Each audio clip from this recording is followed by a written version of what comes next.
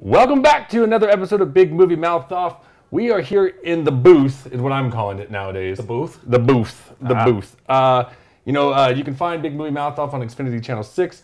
Also on their on-demand system. It's movies and film. Right there, Big Movie Mouth Off. There you go. I'm Jimmy Martin. You can find me on KUTV every Saturday and Sunday morning. And we've got a new guest. New? Not new, but new in the booth. No, I love the booth. New in the booth. Love what you've done with the booth. Very nice. I like the Super 8 camera. It doesn't work. No, it doesn't. But the aperture still works, and that's all that matters. Hi, I'm Lee George Cade from Fresh Compassion Eatery and the Geek Show podcast. Thanks for having me on for this movie. So, let's see. Before we get started, we need to acknowledge our sponsors because it's Cinemark Theaters. Cinemark has, in town, if you're in Salt Lake in Utah, it's Century Theaters. They've got Rave Theaters. They've got Tinseltown. So they've got all theaters across the nation. But the reason they're excited about Utah right now is because they have a new location opening up. Really? Yep. It's the Cinemark Sugar House location. See, right here, I'm going to point at it. There's a hashtag right there. So if you ever talk about it on social media, it's Cinemark Sugar House right there. Hashtag Cinemark Sugar House. Opens March 6th. So they finally give us an opening date. It's not a dollar theater anymore. It's a full-blown first-run theater, new movies. I've heard, maybe fancy foods. Who knows? All that's kind of rumor right now, but they are going to have luxury seating. I'm excited. Oh, I'm stoked. I'm really excited because it's like a minute that way. So it's in my backyard. All right. You can take the movie shuttle. You could take the movie Or shuttle. you can just drive the booth over. Where's the steering wheel on this thing? So be sure to support them, Century Theaters, or Cinemark Theaters. But here we go.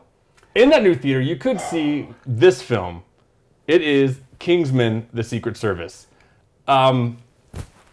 Okay, before we get started, let's take a look at a clip, and we'll talk about it when we get back. What are you doing here? Come on. Nonsense, we haven't finished our drinks. After you nicked his car, Dean says you're fair game. Listen, boys. I've had a rather emotional day, so whatever your beef with Eggsy is, I'd appreciate it enormously if you could just leave us in peace until I finish this lovely pint of Guinness. You should get out of the way, Granddaddy. You'll get hurt and all. He ain't joking. You should go.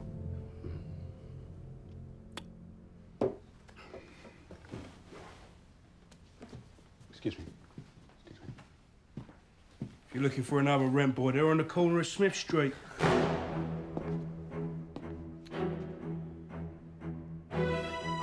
Manners maketh man.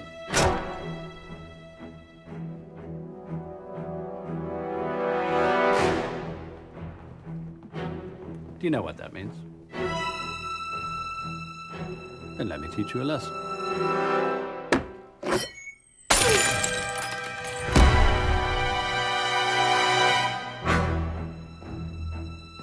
Are we going to stand around here all day, or are we going to fight?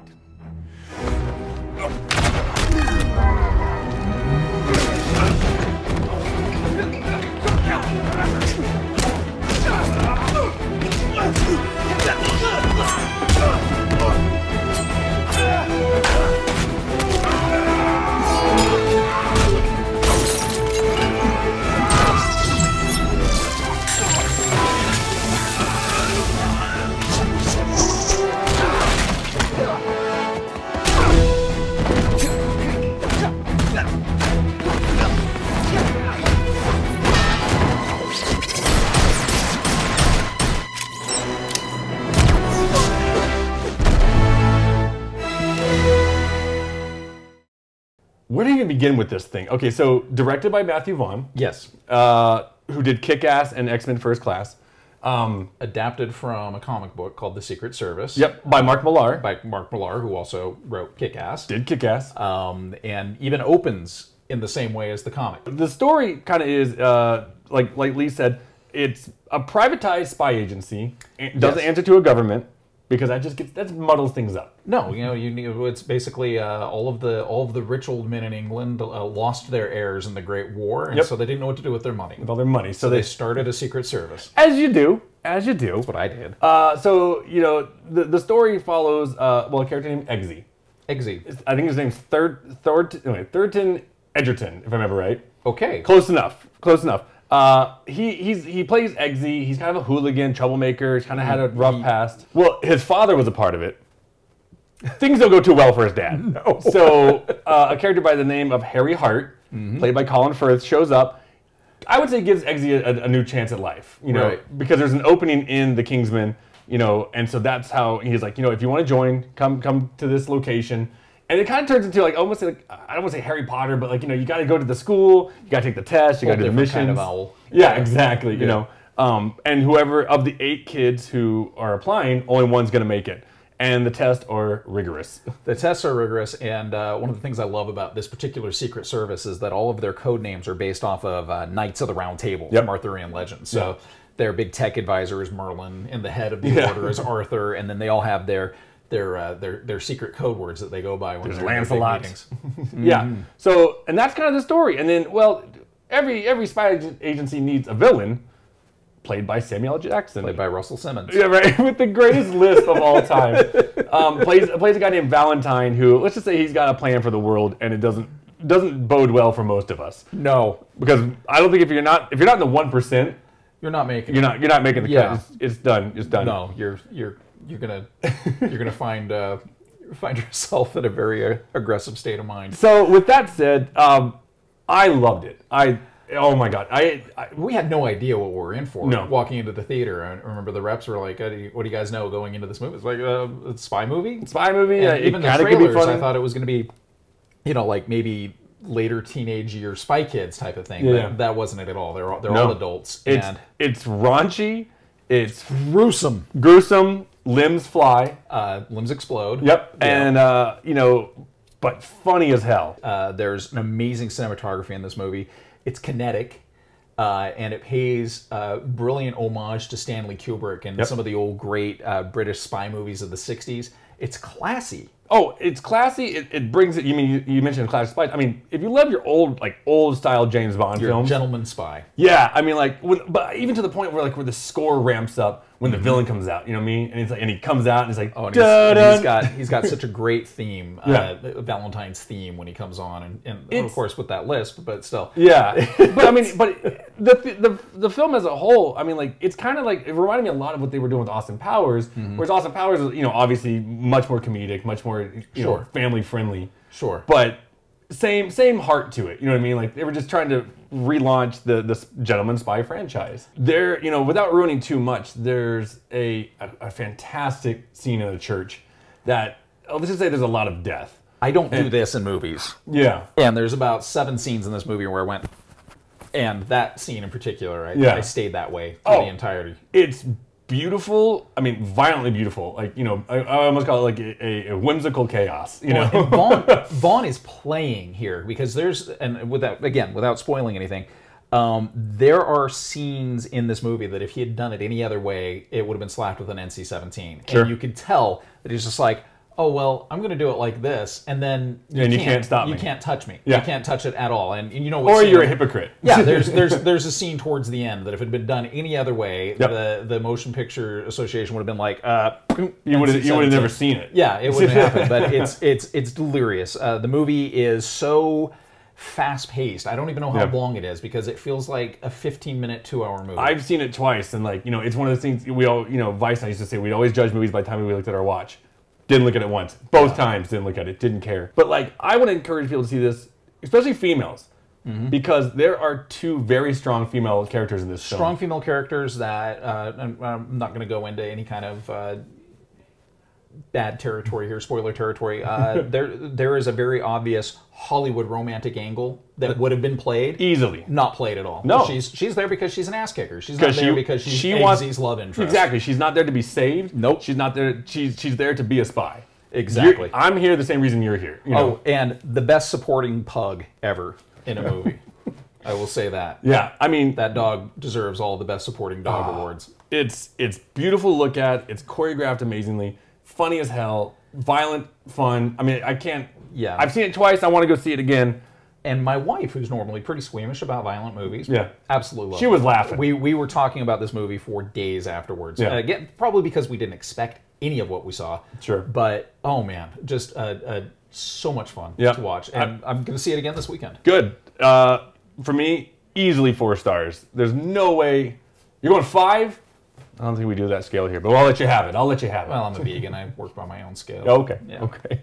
So, Kingsman: The Secret Service, fantastic. One of the best movies of the year so far. Well, we're early in the year. Early year. If it stays of this quality and this magnitude, 2015 is going to be Something's badass. going to happen to me very similar to what happens at the end of the movie to a bunch of people. Yeah. Explosions. So that'll do it for this review of Kingsman: The Secret Service. Coming up next, we're going to have reviews, or not reviews, but interviews, actually, with the cast of McFarland USA. I don't know if you've seen it. It's Disney's, it's their feel-good live sports movie. But we've talked with, I talked with the cast. What's great about these kids is a lot of them were never actors before. Oh, wow. Yeah. And some are actually from McFarland USA. So it's pretty cool. And so it's coming up next. We'll check that out. And then after the interviews, we'll be doing a review for 50 Shades of Grey with my wife.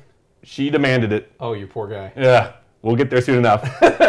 We'll see you when we come back.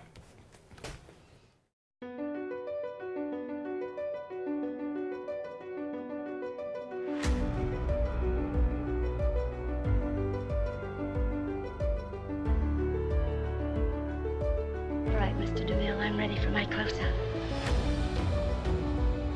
Oh, do you feel the breeze from the subway? Isn't it delicious?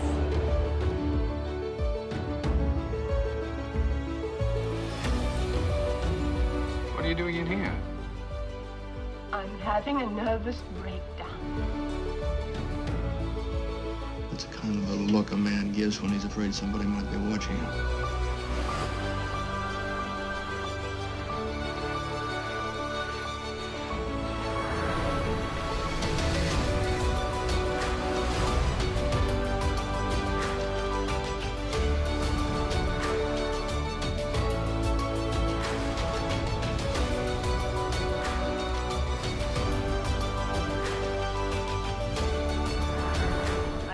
Big. It's the picture that got small.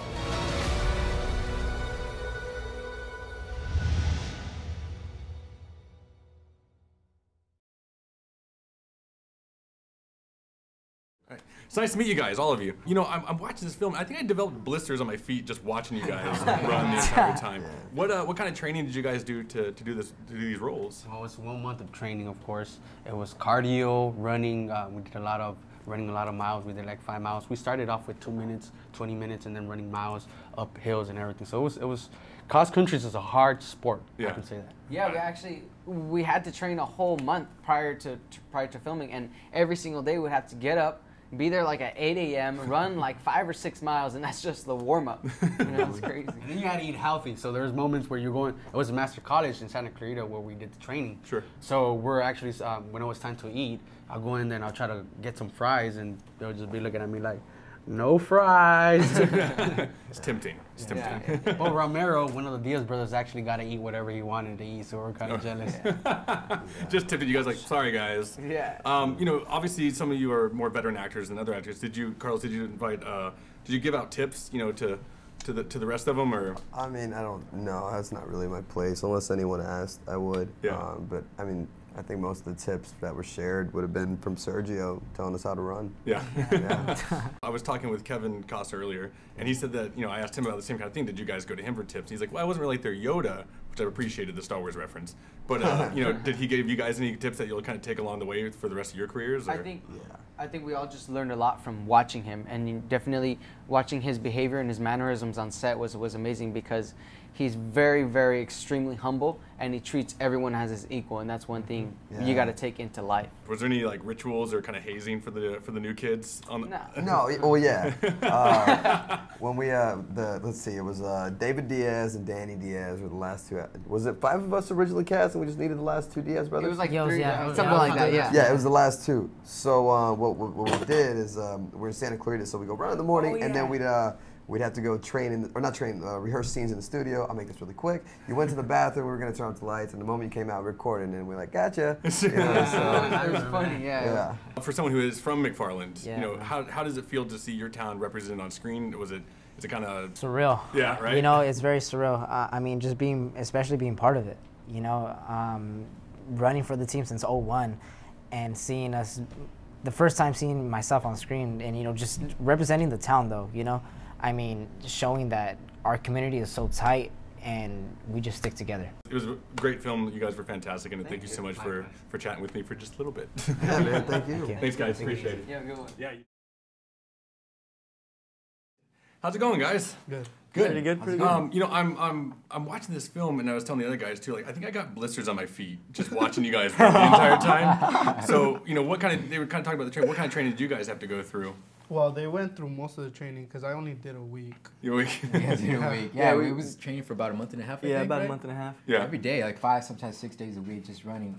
First week, I was puking up everything I ate for breakfast, everything I ate for dinner the previous night. Yeah, it was horrible. I remember we couldn't even balance. We had to stretch right before we run, and we were on one foot, and we were just falling off our butts. And it was just weird.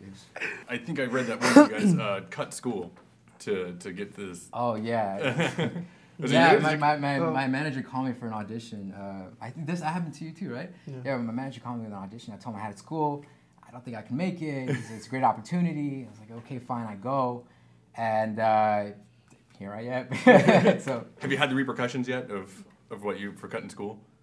No. You're like, I got it, so it's fine, you know. No, this is what I wanted to do.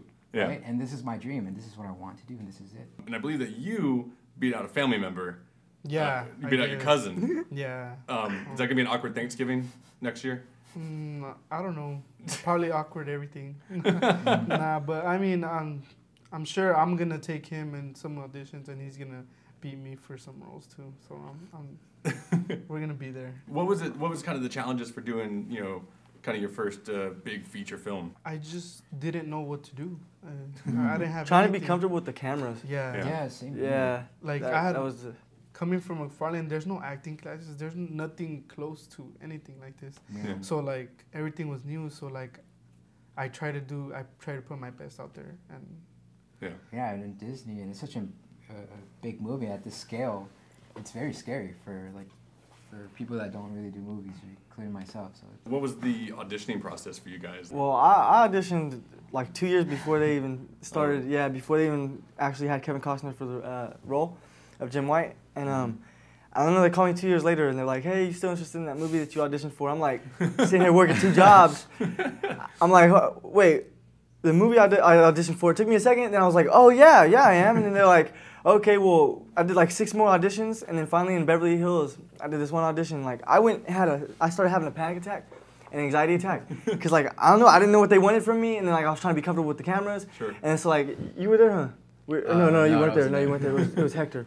Well, I walk out of the room. It was Hector and Carlos. I walk out of the room and like I'm over exhilarated. I'm tears coming out of my face, and then like this girl comes out. She goes, "What's wrong?" And then I was like, I'm trying to calm down. I'm having an anxiety attack. I was like, I don't know what you really want from me. And then she goes, just be yourself. And then I was like, all right. So I wiped my face, went in there and did the audition, and that's when Nikki Carter, the director, she was like, I didn't even know you had an anxiety attack before you did that. She goes, I looked at the film and I thought that's what you did. That was you. You didn't do anything before that. Nothing happened.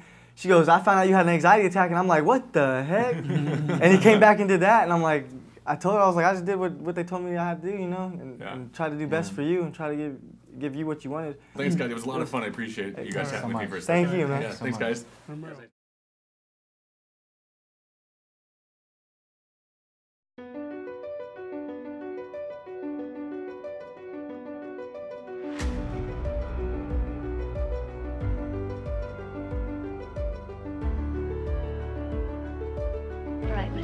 I'm ready for my close-up.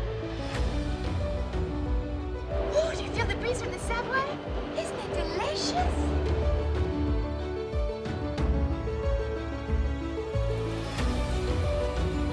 What are you doing in here? I'm having a nervous breakdown. That's a kind of a look a man gives when he's afraid somebody might be watching him.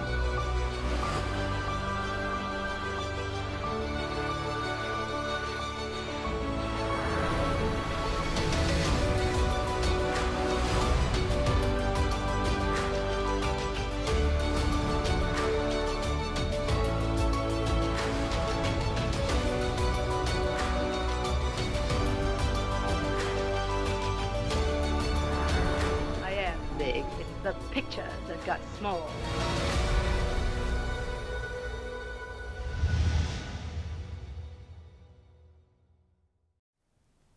Welcome back to Big Movie Mouth Off. Now, a lot of fun talking with those kids from McFarland USA. I just think it's cool that they're not actors. That's what I think is kind of cool about it, you know, and I would say that the world is going to change now. Yeah. So, so we're back, ready to review another film, and, well, I know who you are, but tell everybody who you are. I am Kat Martin. I am this one's wife. In this home. So in this home. We didn't stray far from the... Yeah. Welcome to our breakfast nook. Exactly. So, there you go. Moving on to the next film. We talked about Kingsman, did McFarland USA, but now it's time to talk about 50 Shades of Grey. Let's look at a clip right now.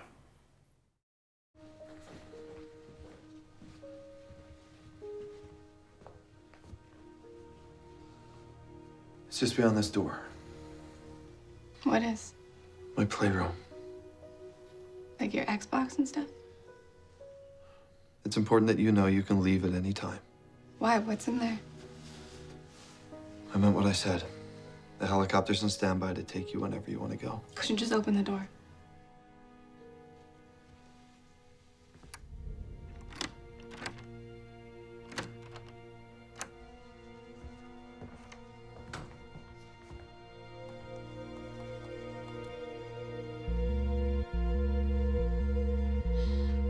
Oh my God. Okay. I'll start. Don't panic yet. 50 Shades of Boring. Oh, well, you're going to ruin it now. Hopefully I do so no one sees it. It's based on the novel by E.L. James. Actually, a lot of people don't know that it actually started as Twilight fan fiction. So that's where we're starting as the foundation of this franchise. You know, it stars Dakota Johnson and I forget the guy's name. I kind of don't even want to remember it. Jamie Dornan? Jamie Dornan. See, you knew it. I would say you pulled the vice right there. So, that's the glass. Jamie Dornan and Dakota Johnson, they play Anastasia Steele and Christian Grey. They meet, she's reporting for her college newspaper, and there's an instant attraction. Whether what that attraction is love or just I want to have my way with an innocent girl is to be debated. So, she thinks it's that one. So there you go. Basically, after they meet, she is brought into a world of what I call deviant sex acts, and he just will not stop trying to get her to sign a contract where he can do anything and everything. Be a slave. Yeah. You have to live here. You have to drink this much. You have to go to this doctor I prescribe. You have to control. You have to, me. I think you called it with the word slave. Yeah. I mean, that's essentially what he's doing to her. And she's like, what do I get out of it? And he goes, me. Yeah, real because we all want, that's all I ever wanted in life was a really boring, controlling billionaire because money makes everything better. No, I'm not a billionaire, so I'm good so far. So, yeah, here's what my problem with it is because a lot of people are talking about this as being a date night movie, this being released near Valentine's Day. It's not. You're better off staying home and watching a softcore porn on cable. Good old Skinamax. But I mean, here, let's just start with it. I mean, the acting is, it's not that great. The dialogue it felt like Twilight. Here's what I'm going to say about that. Here's 2 points I have to make. I don't like this movie for a lot of reasons, but I did read the book. I'm ashamed that I read the book after seeing the movie because it is really, when you actually see it on the big screen, exactly what is going on, it's horrifying and sad that we made this a book that was popular, a movie that was popular. That being said, it is well casted, and it's better than the book because the writing in the book is so disgusting. E.L. James needs to learn to pick up a freaking thesaurus. It's better in that respect, and it's well casted. But everything else about this, it just makes you realize how skeevy and disgusting this guy is. And literally, the only conversations they ever have with each other is about sex. Yeah. Like, they're not actually anything going on there that you can't get from a prostitute or something. Yeah. Like, there's no chemistry. And you bring up that notion of it. Here's what my issue is. We were talking about on the way home from the theater was, here's the plot of the whole film. He says, do you mind if I can pinch you here? Well, would you like to take a ride in my helicopter? That sounds fun. Ooh, fun. Okay, now can I do that to you? Okay. So then, hey, can I do this to you now? No, why would you even want to do that to me? That's gross. Would you like a laptop computer? Actually, I do need one of those things. Sure. Now can I do it to you? Let's try that thing. Okay, cool. And so forth and so on to a car and just anything and apartments and high-rise buildings. It's so derogatory on so many levels towards women. The whole dominatrix thing is completely anyone's, if you're into that, fine, but this girl is not into that. Yeah. She's not into being dominated. She's not into any of it, and she keeps going back to him because apparently all we should seek for in a man is money and looks. That's literally what this movie is promoting, is just women should have a very bad body image or self-image or whatever, that all we care about is that it makes me feel bad that I watched it. I feel bad that I read it and I wasted any time on it. And like you said, if you're going to see a movie that makes you feel good about being a woman and how we should be portrayed on the big screen, it's Kingsman. Two badass ladies on there who kick some serious ass, literally, and don't need a man, and they don't have the typical romantic storyline. This is why I brought you. This is not a romantic story. This is not. There's nothing going on between these two. I'm sorry, but to me, romantic love means emotional connection rather than someone constantly just telling me how they want to shove things in orifices of my body. Yeah. I mean, you're right on the mark on that one, because every time he's talking to her, did you sign the contract yet? Yeah. Did you sign the contract yet? No. You're going to go visit your mom? You should have told me. Or they're like, yeah, he's like, is that your boyfriend? Is that your boyfriend? It's like, who are you? Eat this. You need to eat. He's like, he's a stalker. He's controlling. He's creepy. Yeah. It's just everything. Like, honestly, obviously everyone's going to see this, but I just hope. No, but don't. That's what we're here for. Don't see this film. I hope that even if you do, you realize that you should feel bad for liking it, for reading the book, for supporting this kind of horrible image of women. It's a really, it's a big step backwards as far as society goes. And bad writing. Man, E.L. James, honestly, so I read the first book. This is another problem I have with this movie. Yep. It is the worst ending to a movie in the world. And it ends just like the book, but things should be able to stand on their own nowadays. So of course I had to pick up the stupid second book to see what was going on with the cliffhanger on the first. And I was so disgusted and sick of reading this terrible writing, I just put it down. Yep. So at least I didn't fall into the Twilight hole like I did, because I fell into that hole too. Yeah. Well, for me, boring, disturbing. 50 Shades of boring for sure. I'll give you some. Some scenes were sexy. Some scenes were sexy, but when it gets to the whole BDSM, again, you said there is a community out there. I get it. It's just not. It's not even accurate to that, apparently. It's just not. Yeah, they've even said that we don't condone this. I get it. I'm not into that. But some sexy scenes, 1 star. That's all I can give it. Do I have to give it a star? You don't have to give it anything you don't want to. I don't want to give it any star, because I honestly, like, when you literally think and look at how this love story is, it's offensive. It's very offensive. And we're not prudes. We're not sitting here being like, oh, you can't handle those spicy things. Believe me, it's not like we were born yesterday. It's just, we should be supporting such filth of the human nature, not just filth in the bedroom. So you giving it 0? 0. 0 stars, 1 star from my end. Women were better than this. And men. It's true. It's true. Well, that's going to do it for this episode of Big Movie Mouth Off. Be sure to support our sponsors, Cinemark Theaters. If you're in Utah, it's Century Theaters. Across the land, it's Tinseltown and Rave and all that fun stuff. But in Utah and Salt Lake City, be sure, I'm going to point right here because the little graphic's going to come up, hashtag Cinemark Sugar House. The new location's coming March 6th. So excited. Be sure to check it out. It's going to be fun. Luxury seating, good times. And we will see you next time on Big Movie Mouth Off. Until then. Thanks.